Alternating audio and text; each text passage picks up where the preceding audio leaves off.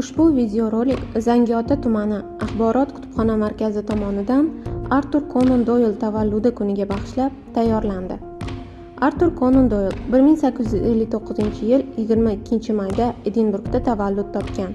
Yozuvchi Artur Konan Doyle Sherlock Holmes haqida yozgan detektiv asarlari bilan butun dunyoga mashhurdir. Holmes haqidagi hikoyalarni millionlab kitobxonlar hozirga qadar sevib o'qiydi. Holmesning jinoyat ishlarini ajoyib mantiq va fikrlash bilan hal qilishiga kitobxon lol qoladi. Doyle yozuvchilikdan tashqari fizika va tibbiyot bilan ham shug'ullangan.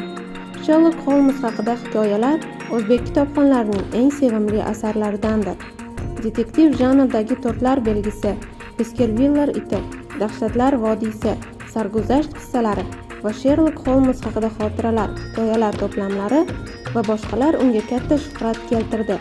Londonda Sherlock Holmes yodgorlik muzeyi tashkil etilgan. Doylening Baskerviller iti, Yo'qolgan dunyo va boshqa asarlari o'zbek tilida nashr qilingan. Artur Konan Doyle Sherlock Holmes haqida yozgan detektiv asarlari bilan butun dunyoga mashhurdir.